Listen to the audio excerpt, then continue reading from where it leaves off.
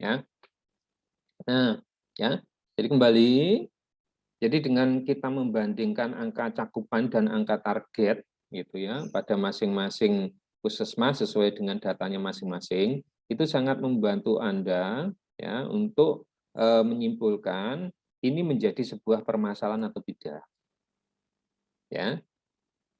Dari setiap masalah itu muncul enggak sih masalahnya gitu, atau dari setiap item data yang Anda miliki ini sebenarnya bermasalah atau tidak, ya. Nah, kemudian untuk menyusun skala prioritasnya, ya, nanti ini juga sangat berguna, ya.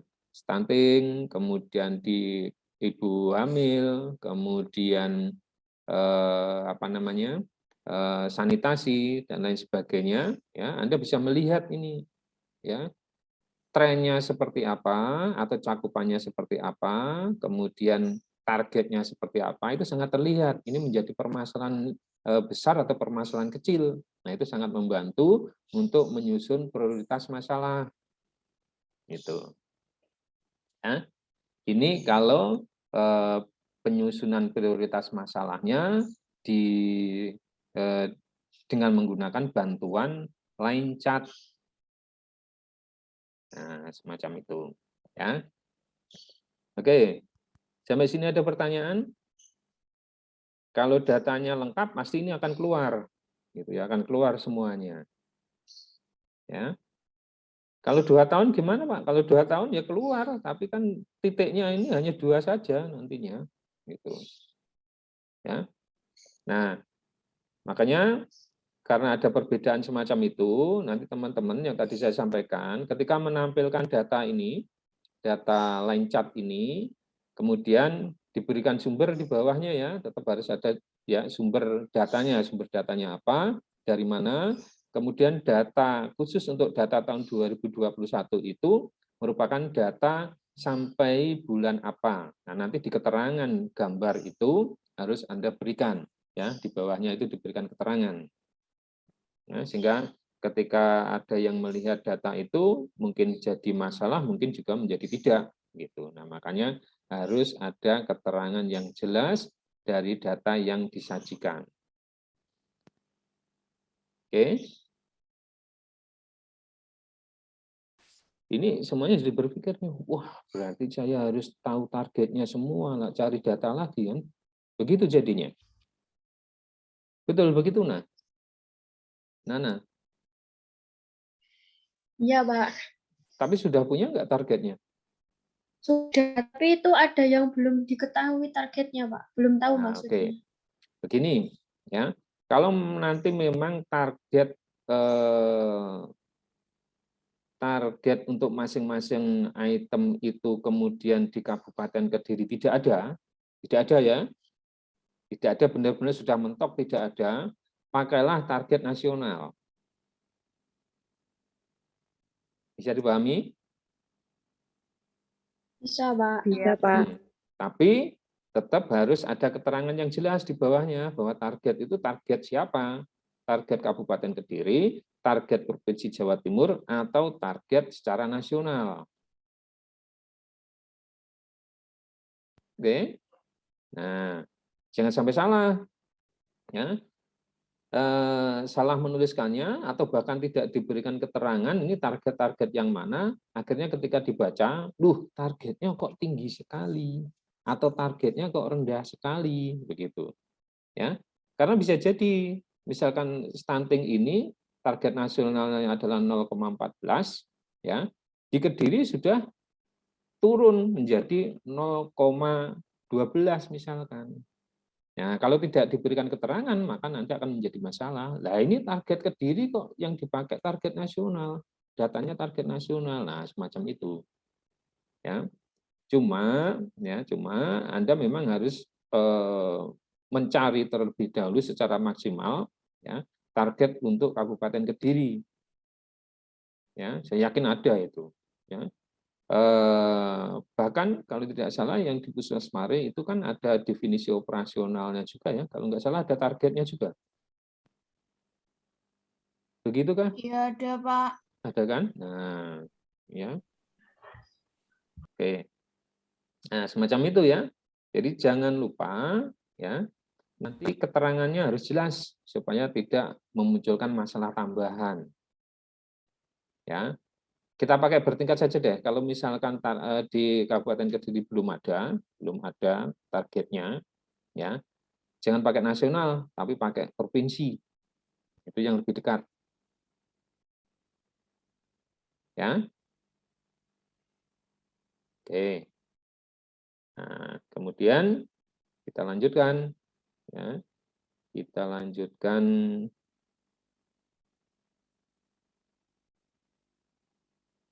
mana tadi ya? Untuk analisanya. Ya, nah, terlihat ya ini ya? Terlihat, Pak. Ya. Nah, berikutnya setelah Anda bisa menetapkan ini masalah atau tidak sih dari angka saja, ya, membandingkan antara target dengan cakupan, coba Anda mulai melihat dasar teorinya. Nah, ini kok nggak mau nih. Bentar ya.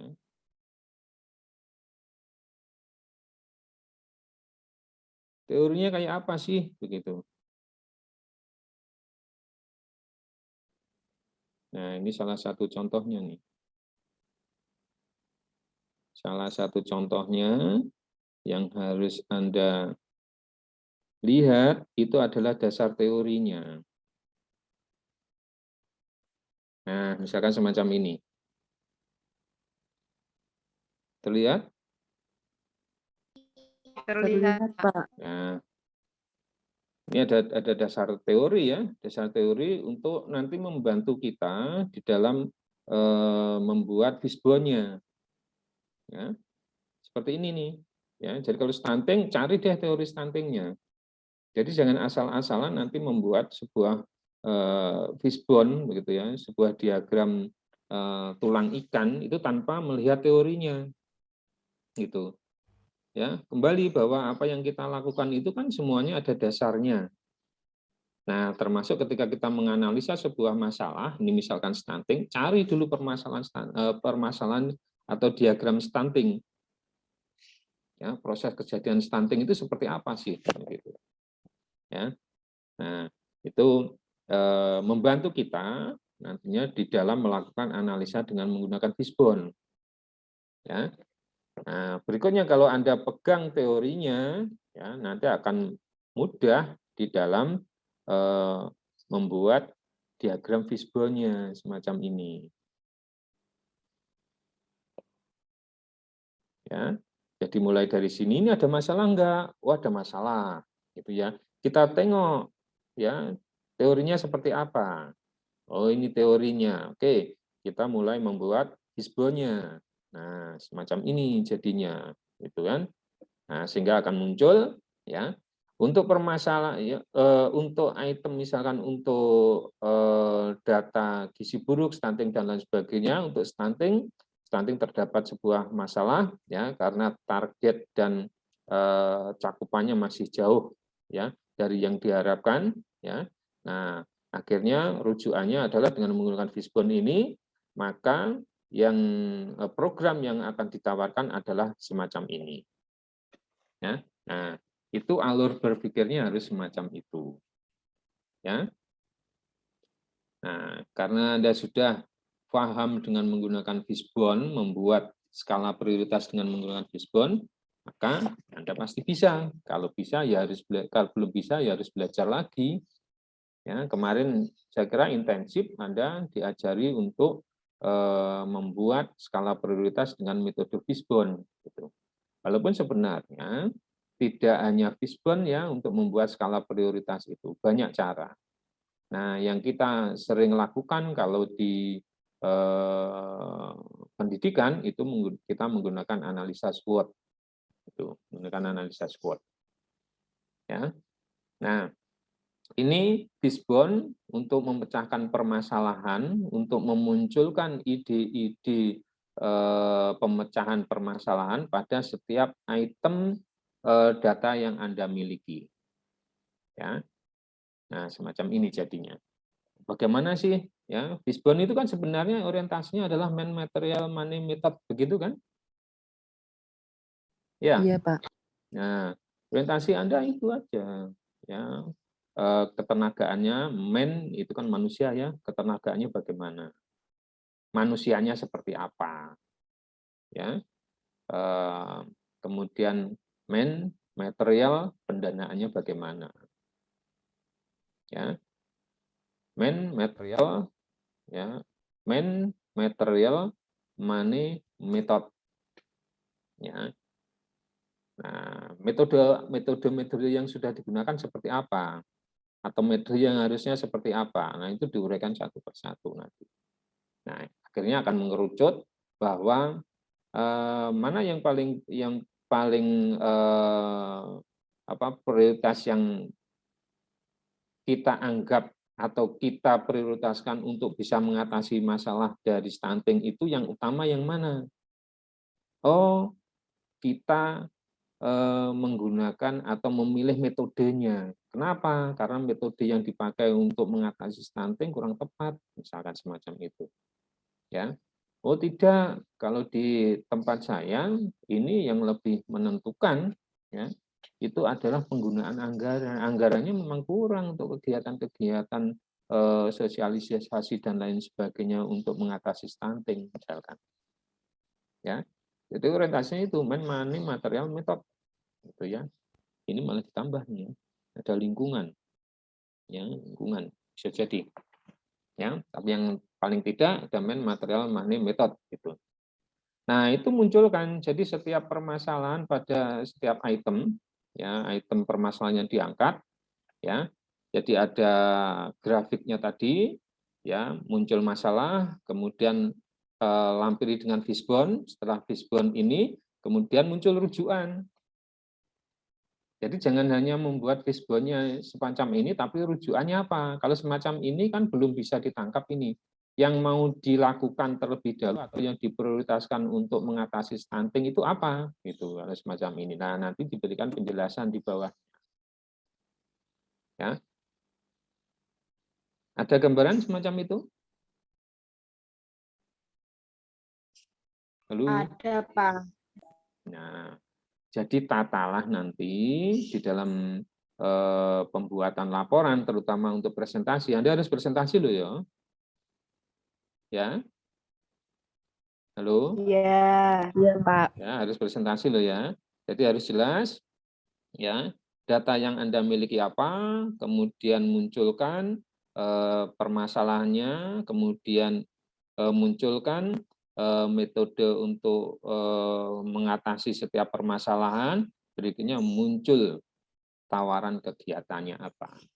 Nah, tawaran kegiatan itulah yang nantinya akan menjadi program Anda ketika Anda praktek di lapangan, terutama di desa.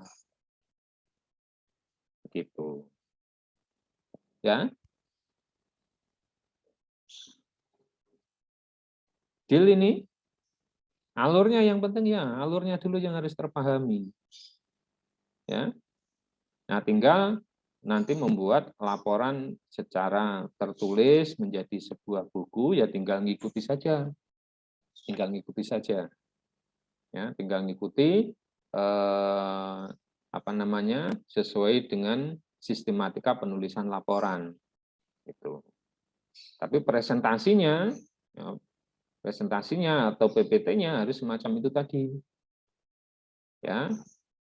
Data yang didapatkan apa, kemudian muncul permasalahan atau tidak dengan menggunakan tren tadi, kemudian setelah muncul masalahnya, analisa prioritasnya, ya, menggunakan Fishbone, setelah itu keluar rencana kegiatannya. Nah, setelah rencana kegiatannya keluar, kemudian Anda bikin schedule nantinya. Sampai segitu loh ya. Halo. Halo, Pak. Sampai pembuatan schedule loh ya.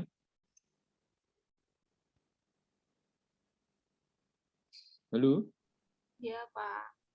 Iya, Pak. Oke. Ya. Walaupun kemudian nanti schedule untuk waktunya itu masih masih satuan minggu, tidak apa-apa, gitu ya, tidak apa-apa, ya, yang penting sudah ada, ya. Syukur-syukur kalau sudah sangat detail masuk pada hari, hitungan hari, misalkan penyuluhan, gitu ya, penyuluhan itu dilakukan berapa kali, ya. Nah, ini pada tanggal berapa atau hari ke berapa. Nah, kalau Anda sudah sampai detail itu malah lebih bagus lagi. Ya. Nah,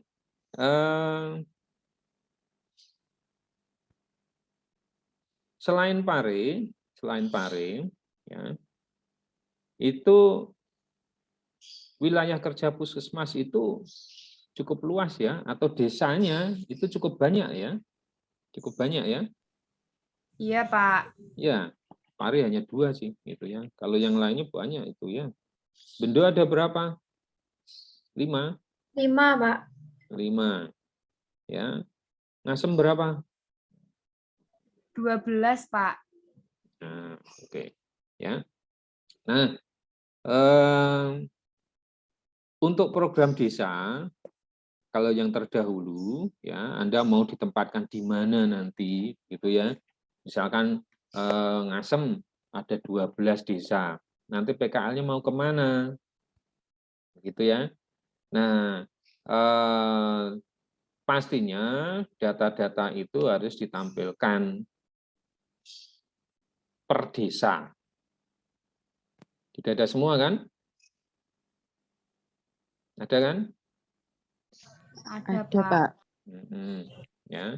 Nah, tampilkan per desanya, jadi nanti akan merujuk PKL-nya mau ditempatkan di desa yang mana, gitu. Nggak mungkin loh ya, PKL desa itu Anda ditempatkan dalam satu wilayah puskesmas, nggak mungkin, ya. Kecuali kalau nanti, tapi jangan berharap ya, jangan berharap kita kembali ke daring lagi ya, nggak dapat pengalaman lapangan sama sekali nantinya ya. Kecuali kalau nanti memang tidak boleh lagi masuk ke lapangan, gitu ya. Wah, ini harus analisa, harus melakukan kegiatan-kegiatan tanpa bertemu dengan masyarakat. Nah, kalau semacam itu, ya nanti harus Anda pintar-pintar memanfaatkan media sosial, gitu. Jadi jarak jauh terus begitu. Ya, ya enak Pak di rumah saja. Enak di rumahnya gitu ya. Anda nanti kerja kaget jadinya. Kaget itu. Ya. Oh, ternyata orangnya bermacam-macam. Itu jadinya. Ya. Nah, ya. Nah, akhirnya nanti ketika Anda sudah punya masalah, ya masalah muncul dari kesenjangan antara cakupan dengan targetnya, kemudian perumusan masalahnya atau cara mengatasi masalahnya dengan menggunakan skala prioritas dengan menggunakan diagram Fishbone itu sudah muncul, kemudian didata satu persatu, ya berapa masalahnya apa saja, prioritas penyelesaian masalahnya yang mana dulu, ya. Nah, itu akan menjadi lengkap dan sudah punya angan-angan untuk bisa diterapkan di desa. Itu nanti akhirnya. Oke? Sampai di sini ada masalah? Ada yang kita bisa diskusikan? Pak Tutut. Yuk. Pak, berarti grafik garisnya nanti per desa. Ya. Ya. Halo? Per desa, Pak. Per desa, tapi yang ditampilkan jangan semua seluruh desa, jadi desa yang bermasalah saja. Itu. Oh iya, Pak.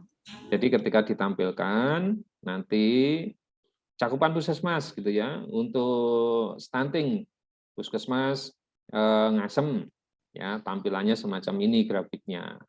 Nah, kemudian Anda sudah bisa memilih kan dari 12 desa itu mana yang paling besar stuntingnya. Nah, itu yang ditampilkan. Gitu. Ini adalah data terbesar kejadian stunting yang ada di desa ini. Tampilkan itu. Gitu. Jangan semua, nanti penuh itu nanti. Ya. Iya, Pak. Gitu, Sharon? Nana? Nggih, Pak. Iya, Pak. Sally? Iya, Mana Pak. Sally? Oh. Siapa lagi tadi? Sharon, Sally, Nana, Bastia, Ellen. Ellen? Nggih, Pak. Oke, ya. Kemudian Pare, ayo siapa Pare ketuanya? Ini nggak akan bisa selesai nanti, cuma objek-objek nggak bisa selesai nanti kalau tidak ada ketuanya. Siapa Pare ketuanya?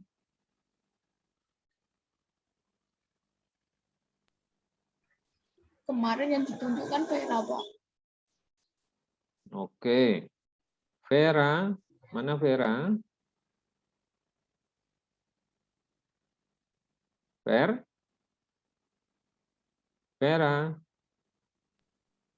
Dia lagi di rumah sakit, Pak, nunggu ibunya. waduh. Mana ini kelompok Pare mana? Jenny. Iya, Oke deh. Mana Jenny? saya, Pak. Oke Jen, ya. Daripada nanti selalu menunggu dan menunggu, tolong diakomodir, dikoordinasikan. Tidak Vera lah, sekarang Jenny saja yang jadi ketuanya ya. Ya. Ya, Pak. Oke, ya. Jadi Jenny ketuanya ya. Nanti Jenny yang akan mengatur ya perjalanan pembuatan laporannya. Ingat untuk semuanya, kegiatan kelompok ini adalah kegiatan yang paling berat dibandingkan kegiatan-kegiatan individual. Ya, kalau misalkan ya pembuatan laporan itu dibagi per bagian, si A bagian anemi ibu hamil, si B bagian stunting, si C bagian ini, si D bagian sanitasinya misalkan. Nah, ternyata ada satu yang tidak menyelesaikan dari penulisan laporannya, nah itu nanti satu kelompok akan menjadi masalah semua. Beratnya bekerja kelompok adalah semacam itu. Nah, ini harus disadari semua. Ya. Harus disadari semua bahwa semuanya juga harus berpartisipasi ya untuk menyelesaikan laporan itu. Ya, tidak ada yang nganggur, tidak ada yang hanya titip nama. Nggak boleh itu. Ya. Satu kelompok hanya ada 5 orang, masa tega nanti temannya yang 4 orang kerja, yang satu tengok-tengok toh. Nggak boleh. Ya, ini tolong benar-benar diniati bahwa Anda adalah proses untuk mendapatkan ilmu, proses untuk menambah pengetahuan, pengalaman di lapangan. Tidak boleh ada yang hanya titip nama. Ya, ingat itu, tidak boleh ada yang hanya titip nama. Iya, Pak. Nah, tanggal 18 Anda nanti presentasi ya. Iya, Pak. Nah, Iya, segera Pak Tutu. ya, segera diselesaikan, dibagi rata bebannya. Jangan bebani teman satu orang saja. Semuanya belajar, semuanya sedang mencari ilmu. Nah, maka pembagian kerjanya silahkan ya ketua yang bisa membaginya. Oke? Nggih, Pak. Tugas Anda banyak, bahkan sampai sekarang itu baru beberapa saja yang melakukan proses revisi proposal KTI. Itu sebenarnya bingung aras-arasen atau mau balik?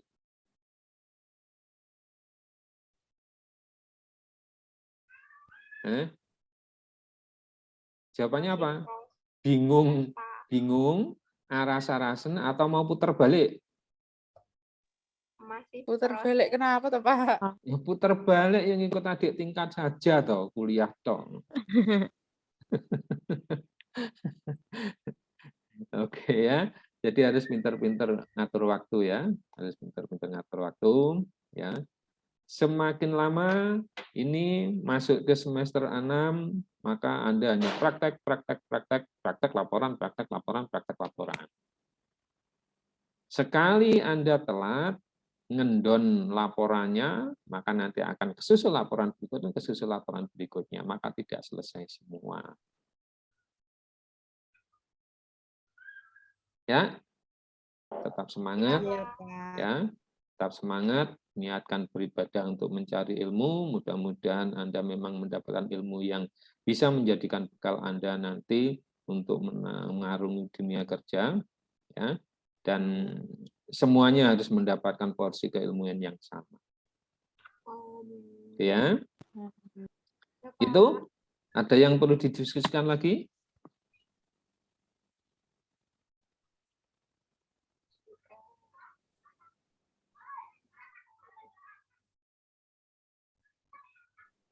Deal? Selesai?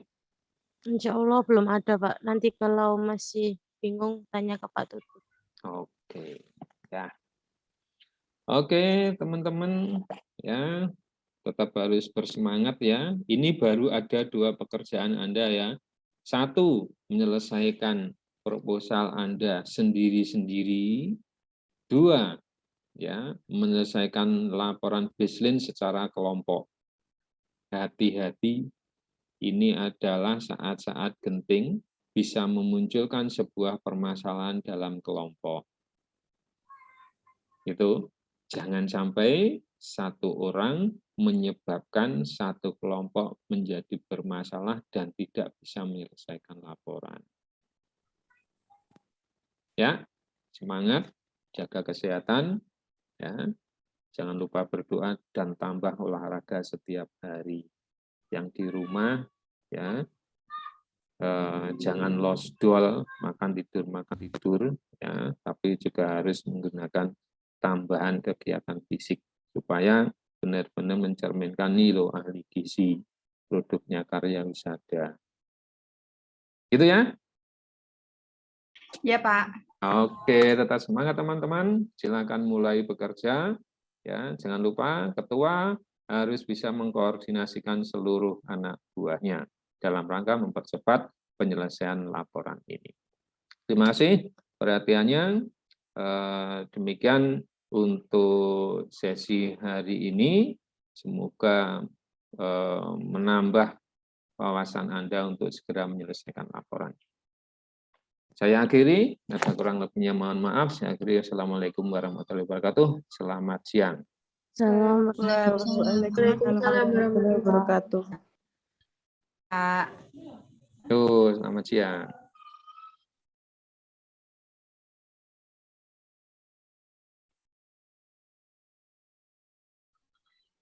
Pak, nanti recordnya dikirim ke grup ya, sama Oke, PPT. iya.